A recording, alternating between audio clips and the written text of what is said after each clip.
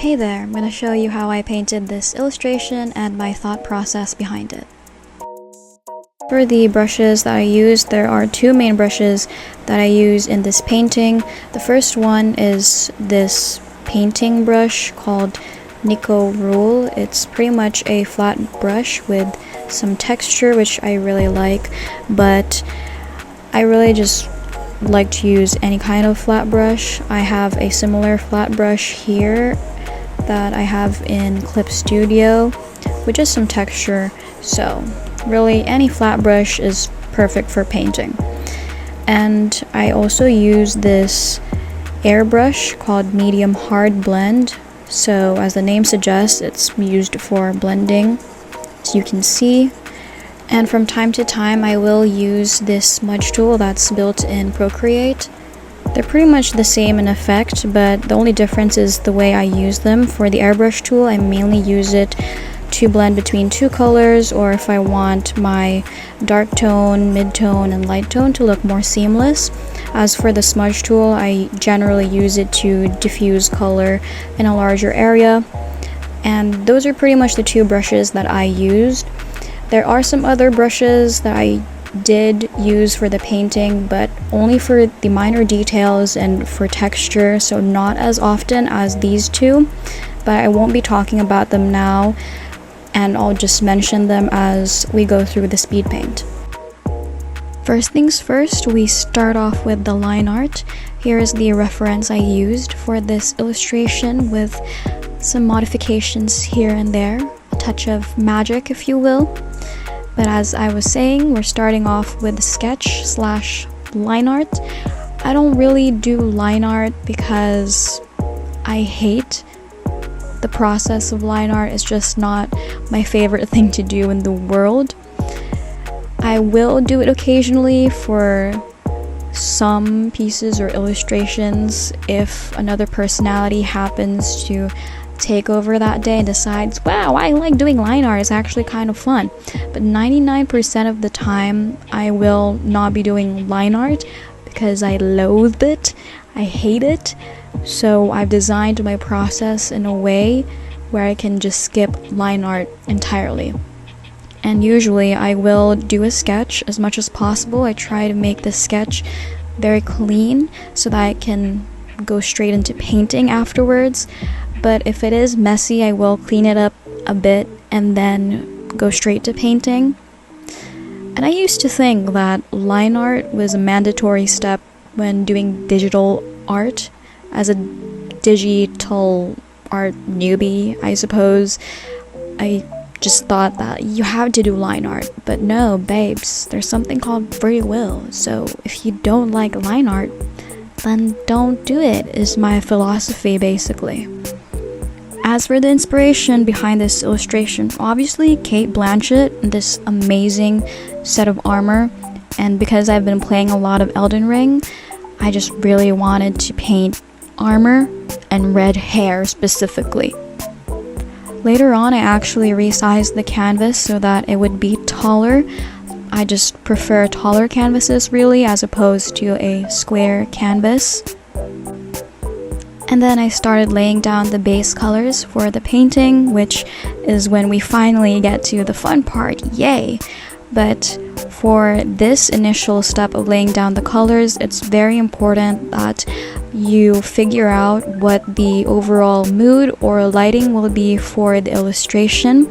And since I'm using a reference here, I already have an idea of what the lighting will be, so I don't really stress about that too much. And here I started doing the rendering of the armor. I was super excited to finally start painting the armor because I've just been itching to paint some armor. And I'm just gonna cut here in a bit so I can show you guys how I painted that. Here's how I attempt to paint armor. Hopefully it helps you out. If it doesn't, my bad, dude. For the armor, I definitely made it cool toned because I already had this idea that I wanted the central focus or the focal point of the piece to be the character, the face of the character. So I wanted that to be where your eyes would lead you to first. And so I definitely wanted this to be warm with a really, really bright red, sort of leaning into neon, to be the centerpiece. So to contrast that, I wanted to make the armor more cool tone, whatever, you get the gist. Like, there's a contrast here, okay? Everybody knows about contrast. Okay, so if we zoom in, Jarvis enhance this specific piece of armor. Don't know what it's called, but it's definitely something. The arm piece for armor, the way I like to think about it when I paint, look at these cool hand things. Okay, sorry, distracted, but the way I like to think about it is that you need a dark tone, a mid-tone, and a highlight. And the highlight is the very important part. It's what's going to bring the whole thing together and make the material read as metal. So this is our dark tone, our mid-tone, and the highlight. And in between these tones, if you want this to look more seamless, then you can blend it out. But sometimes when you blend it out, it looks muddy, right? I don't really like the look of that. It can work in some cases, but I'm not a huge fan of how it looks muddy. So I like to add an in-between color usually, so the transition feels more smooth and nice, and everything spice, whatever. But basically, that's the core principle, the core tenet, the central dogma when I paint armor. Here I have some purple scattered in because I'm taking in account sort of the environment lighting, which is purple, so I scattered in some purple flecks there. And here I have bounce light because this is reflecting from the underside of the armor, so we have a little bounce light there. And because we have this gold here, I added in a little bit of yellow. You know, it's not really yellow. Actually, it is. It is.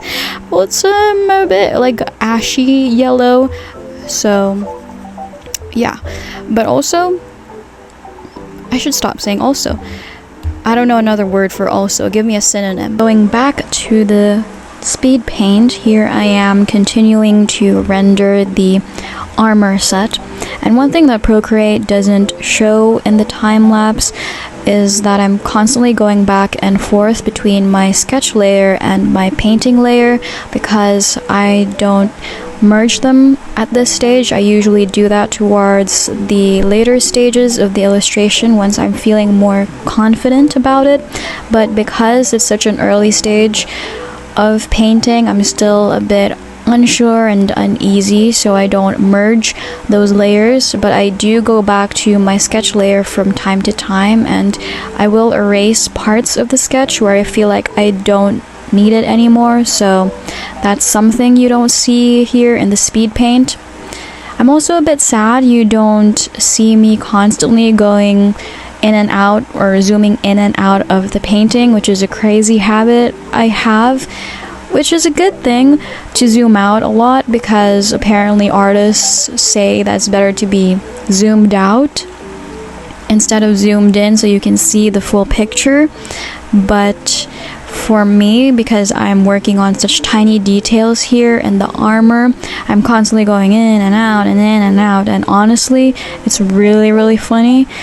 But then you'd probably get motion sickness, so maybe it's a good thing you don't have to go through that.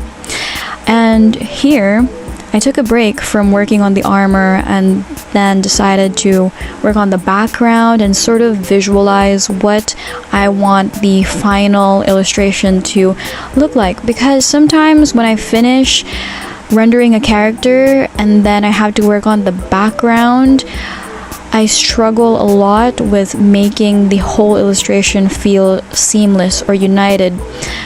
And I end up having regrets that I didn't work on the background sooner, because now that I'm at the end, the character looks really good, but the background is ass and I have no idea what to do with it. I also jump between different parts of the character, and what I mean by that is sometimes I'll work on the armor and then I'll work on the clothes, and I'll go back on working the face and then the hair and then back to the armor, just so that I don't get, what do you call that? Oh, I don't get tunnel vision, right? And so that the whole illustration feels, as I said, seamless, united, you know, let's stand together, let's not be divided kind of thing.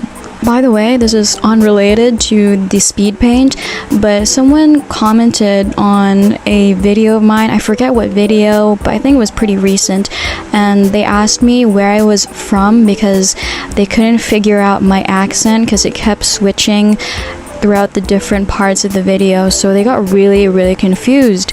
And now I'm thinking I have a talent for accents, right? Because I remember a classmate telling me that I'm really good at the British accent, but he's also not British, so what would he know, right?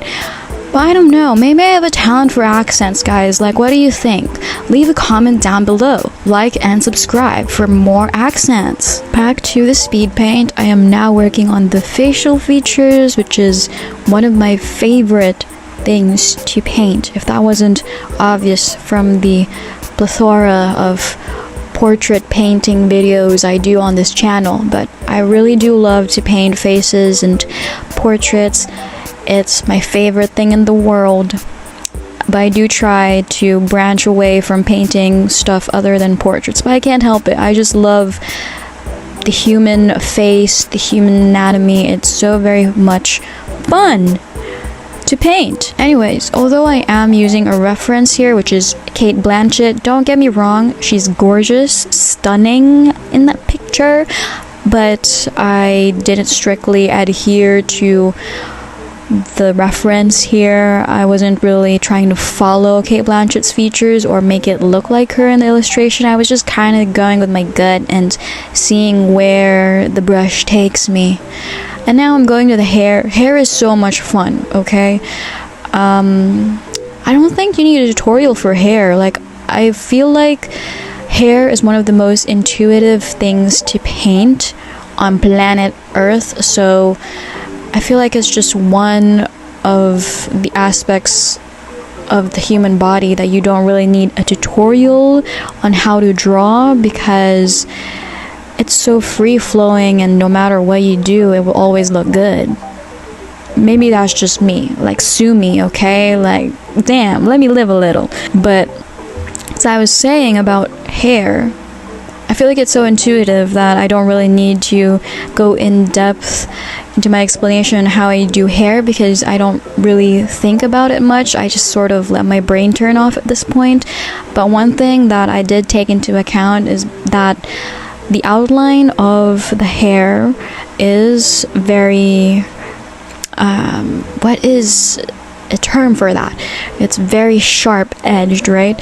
So I wanted to make the inside of the hair more smooth and soft to contrast the hard outer edge of the hair's outline or line art, whatever. Also, adding in grays can be really helpful in elevating the look of hair. For some reason, I don't know, like, it just adds a special touch, some kind of witchcraft or magic. It makes you look like a professional artist if you do that. So do that, guys.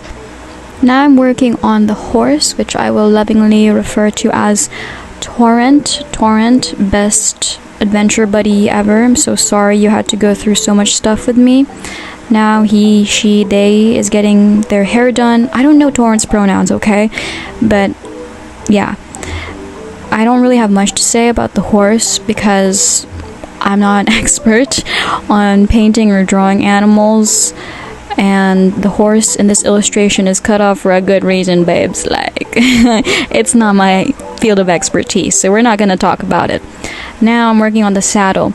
And the thing about clothing and furniture, there's one trick I've learned throughout many trial and error. It's detail. And it's the little tiny things that you add to furniture and clothing that really make it feel like it is clothing, it is furniture.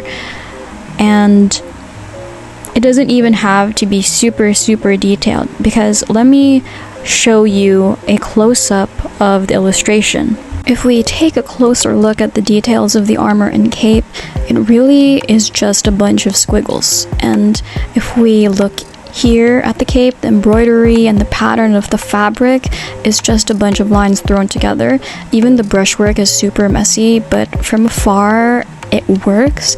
So really, it's just a bunch of smoke and mirrors, guys. Basically, what I'm trying to do is imply that there is detail without all of the work. And another one of the tools I abuse a lot in Procreate is the curves and color balance adjustment tool, which I mentioned earlier, and I'll show you how I use it in a second.